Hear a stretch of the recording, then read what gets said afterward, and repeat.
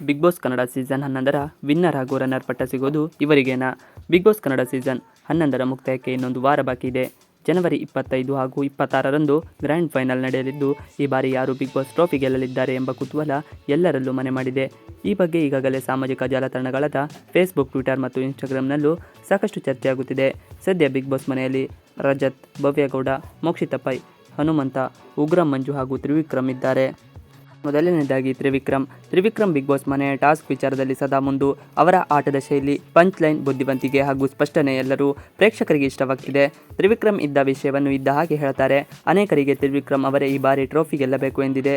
ಹೀಗಾಗಿ ಈ ಬಾರಿ ಇವರ ಟ್ರೋಫಿ ಗೆದ್ದರೂ ಯಾವುದೇ ಆಶ್ಚರ್ಯವಿಲ್ಲ. ಇನ್ನು ರಜತ್ ಕಿಶನ್, ದೊಡ್ಡ ಮನೆಯಲ್ಲಿ ವೈಲ್ಡ್ ಕಾರ್ಡ್ ಸ್ಪರ್ಧಿಯಾಗಿ ಬಂದ ರಜತ್ ಕಿಶನ್ ಸ್ಟ್ರಾಂಗ್ ಸ್ಪರ್ಧಿಯಾಗಿ ಗುರುತಿಸಿಕೊಂಡಿದ್ದಾರೆ. ಎಲ್ಲ ವಿಷಯವನ್ನು ನೇರವಾಗಿ ಹೇಳುವ ರಜತ್ ಆರಂಭದಲ್ಲಿ ತಾವು ಪಕ್ಕ ಲೋಕಲ್ ಮಾಸ್ ಅಂತ ಹೇಳುತ್ತಿದ್ದರು. ಅದರ ನಂತರದಲ್ಲಿ ತಮ್ಮ ಮಾತಿನ ಶೈಲಿ ಬದಲಿಸಿಕೊಂಡು ಪ್ರೇಕ್ಷಕರ ಮನೆಗೆದ್ದರು. ಈವರೆಗೂ ವೈಲ್ಡ್ ಕಾರ್ಡ್ ಸ್ಪರ್ಧಿಗಳು ಟ್ರೋಫಿ ಗೆದ್ದಿರುವುದು ತುಂಬ ಕಡಿಮೆ. ಹನುಮಂತ, ಈ ಸೀಸನ್ನಲ್ಲಿ ವೈಲ್ಡ್ ಕಾರ್ಡ್ ಸ್ಪರ್ಧಿಯಾಗಿ ಎಂಟ್ರಿ ಕೊಟ್ಟ ಹನುಮಂತ ಲಮಾಣಿ ಪ್ರೇಕ್ಷಕರ ಮನೆಗೆದ್ದಿದ್ದಾರೆ. ಯಾವುದೇ ರೀತಿಯ ಜಗಳವಾಡದೆ ತಮ್ಮ ಮುಗ್ಧ ಸ್ವಭಾವದಿಂದ ವೀಕ್ಷಕರಿಗೆ ಇಷ್ಟವಾಗಿದ್ದಾರೆ. ಕೆಲವೊಮ್ಮೆ ಊಹೆಗೂ ಮೀರಿದ ಪರ್ಫಾರ್ಮೆನ್ಸ್ ನೀಡಿದ್ದಾರೆ. ಹನುಮಂತ ಆಟದ ಶೈಲಿ ಕಿಚ್ಚ ಸುದೀಪ್ ಅವರಿಗೆ ಆಶ್ಚರ್ಯ ಮೂಡಿಸಿತ್ತು. ಜೊತೆಗೆ ಎಂಟರ್ಟೈನ್ಮೆಂಟ್ ವಿಷಯದಲ್ಲೂ ಹನುಮಂತ ಮುಂದಿದ್ದಾರೆ. ಈ ಬಾರಿ ಹನುಮಂತ ಟ್ರೋಫಿ ಗೆಲ್ತಾರೆ ಎಂಬುದನ್ನು ಕಾದು ನೋಡಬೇಕಾಗಿದೆ. ಮೋಕ್ಷಿತಾ ಪೈ, ಈ ಬಾರಿ ಬಿಗ್ ಬಾಸ್ ಮನೆಯಲ್ಲಿ Mokshitha Pai strong lady contestant ಆಗಿದ್ದರೆನಿಸಿಕೊಂಡಿದ್ದಾರೆ. ಟಾಸ್ಕ್ ವಿಚಾರದಲ್ಲೂ ಮೋಕ್ಷಿತಾ ಮುಂದಿದ್ದಾರೆ.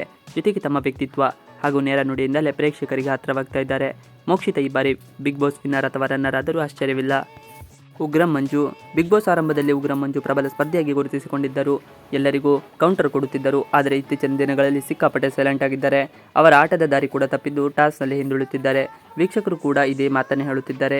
ಹೀಗಿರುವಾಗ ಮಂಜು ಟ್ರೋಫಿ ಗೆಲ್ತಾರೆ ಎಂಬುದು ಕಾದು ನೋಡಬೇಕು. ಭವ್ಯಗೌಡ, ಬಿಗ್ ಬಾಸ್ ಮನೆಯಲ್ಲಿ ಭವ್ಯಗೌಡ ಅವರ ಆಟಕ್ಕೆ ಮಿಶ್ರ ಪ್ರತಿಕ್ರಿಯೆ ವ್ಯಕ್ತವಾಗುತ್ತಿದೆ. ಇವರು ಈ ಹಿಂದೆ ಆಟದಲ್ಲಿ ಚೀಟ್ ಮಾಡಿ ಸುದೀಪ್ ಅವರಿಂದ ಕಿವಿ ಹಿಂಡಿಸಿಕೊಂಡಿದ್ದರು. ಆಟಕ್ಕೋಸ್ಕರ ನನ್ನನ್ನು ಬಳಸಿಕೊಂಡೆ ಅಂತ ಸ್ವಂತ ತ್ರಿವಿಕ್ರಮ್ ಅವರೇ ಭವ್ಯಗೆ ಹೇಳಿದ್ದರು. ಹೀಗಾಗಿ ಭವ್ಯಗೌಡ ಟ್ರೋಫಿ ಗೆಲ್ಲುವುದು ಕೊಂಚ ಅನುಮಾನ ಎನ್ನಲಾಗ್ತಿದೆ. ಇವಿಷ್ಟು ಇವತ್ತಿನ ವಿಡಿಯೋ. ಈ ವಿಡಿಯೋ ಇಷ್ಟ ಆದರೆ ಪ್ಲೀಸ್ ಲೈಕ್ ಶೇರ್ ಸಬ್ಸ್ಕ್ರೈಬ್ ಮಾಡಿ. ನೀವು ನಮ್ಮ ಯೂಟ್ಯೂಬ್ ಚಾನಲ್ಗೆ ಸಬ್ಸ್ಕ್ರೈಬ್ ಆಗಿಲ್ಲ ಅಂದರೆ ಬೇಗ ಸಬ್ಸ್ಕ್ರೈಬ್ ಮಾಡ್ಕೊಳ್ಳಿ. ನಾವು ಹಾಕುವಂಥ ಎಲ್ಲ ವಿಡಿಯೋಗಳು ನೋಟಿಫಿಕೇಶನ್ ಮುಖಾಂತರ ದೊರೆಯುತ್ತದೆ. Thanks for watching video. ನಿಮ್ಮ ಫೇವರೇಟ್ ಕಂಟೆಸ್ಟೆಂಟ್ ಯಾರು ಎಂಬುದನ್ನು ಕಮೆಂಟ್ ಮಾಡಿ ತಿಳಿಸಿ.